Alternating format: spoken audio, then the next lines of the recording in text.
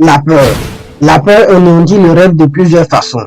Elle l'anéantit bien avant qu'il ait eu le temps de germer dans votre esprit. La peur paralyse la raison, détruit l'imagination, tue la confiance en soi, mine l'enthousiasme, décourage l'initiative, conduit à l'incertitude et pousse à la procrastination. Elle efface tout le charme d'une personnalité, détruit toute possibilité d'une pensée juste, détourne toute concentration vers l'effort organisé. Elle obscurcit la mémoire et engendre l'échec. Elle vainc la persévérance, écarte toute ambition. Elle tue l'amour, assassine les plus beaux sentiments, décourage l'amitié, attire le désastre sous des centaines de formes, conduit à l'insomnie, à la misère et au malheur. Et tout cela dans un monde où afflue tout ce que le cœur peut désirer, sans autre obstacle entre ses désirs et nous-mêmes que l'absence d'un but précis. Maintenant, il y a des gens qui comprennent tout ceci. Donc, ils veulent supprimer toute leur peur. La peur est une part de votre être. La peur en soi est quelque chose de sain. Elle devient malsaine et dévastatrice lorsque vous êtes dans l'incapacité de la comprendre. C'est pourquoi, lorsque vous ressentez de la peur, vous devez la laisser remonter à la surface, sans y réagir.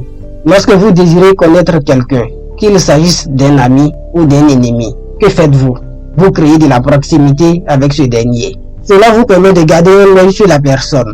Ainsi, vous pouvez l'observer, l'étudier et l'analyser afin de la connaître. C'est la même approche que vous devriez adopter avec vos peurs. C'est alors que vous pouvez les connaître et connaître les raisons pour lesquelles vous avez ces peurs.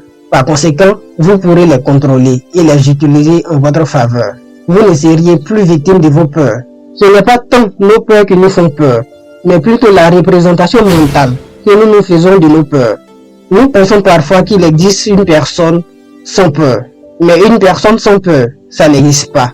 Il n'y a pas de courage sans peur. C'est le courage qui nous permet de faire face à nos peurs. C'est le courage qui nous permet d'agir malgré la peur. Un tel état d'esprit est ce qui nous permet d'atteindre la clarté mentale ou l'illumination. Une autre façon de le dire est qu'un tel état d'esprit est ce qui nous permet d'avoir la foi. La foi est un mot magique. Il s'agit de 3 lettres, mais 3 lettres très puissantes. La foi, c'est l'opposé de la peur. Lorsque nous atteignons l'état d'esprit qu'est la foi, c'est à ce moment que nous commençons à entrevoir dans notre esprit les possibilités infinies de la vie. Nous commençons à croire en nous. Nous croyons en la vie. Nous nous mettons dans une disposition mentale qui a le pouvoir de rendre possible ce que nous pensions impossible. La foi, d'une certaine façon, c'est l'absence de peur. Mais comment pouvez-vous être sans peur? Ayez une grande conscience de l'être que vous êtes. Ayez une idée claire de ce qui se passe en arrière-plan, c'est-à-dire dans votre esprit. Ayez une idée claire de vos comportements de tous les jours. Les gens qui atteignent l'illumination ou la clarté mentale se questionnent sur chaque chose qui les concerne afin de les comprendre, afin de comprendre ce pourquoi ils agissent ou réagissent ainsi et non différemment. Puis, ils s'appliquent continuellement à être meilleurs.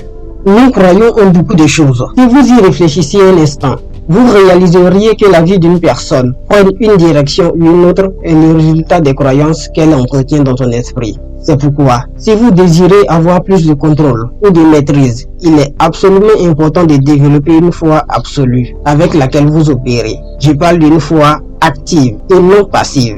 Il y a des gens qui, durant toute leur vie, acceptent passivement les circonstances. Ils espèrent qu'un jour, les choses changent. Mais ce n'est pas ça la foi. La foi commande l'action. Il doit s'agir d'actions basées sur la compréhension. Pourquoi priez-vous? Vous pourriez me donner plusieurs raisons pour lesquelles vous priez. L'une d'elles serait que vous êtes croyant. Mais vous auriez pu tout simplement décider de croire en Dieu, sans pour autant prier. Mais vous savez que cela serait insuffisant. Cela serait insuffisant pour la simple raison que la prière, c'est la manifestation de votre croyance en Dieu. C'est également l'expression de vos croyances aux promesses de Dieu si vous marchez selon ses prescriptions. Donc, croire simplement ne suffit pas. Vous devez aussi agir conformément à vos croyances. Ça s'appelle la foi. Une foi active. C'est l'antidote contre la peur, le doute, la confusion, l'agitation. C'est l'antidote contre la peur et sous toutes ses formes. C'est le chemin menant à l'illumination, à la clarté mentale. C'est le chemin menant au contrôle et à la maîtrise de soi. C'est le chemin menant à l'accomplissement et au bonheur. Vous avez peut-être peur de ne pas être capable d'atteindre certains des buts que vous vous êtes fixés. Laissez ces peurs partir et réalisez que tout ce que vous êtes capable d'accomplir est le résultat de la foi que vous portez en vous. Vous désirez aller encore plus loin sur le sujet et transformer votre vie? Téléchargez mon livre Conquérir ses peurs. Le lien est en description. Merci pour votre écoute. C'était Diomandé Ibrahim.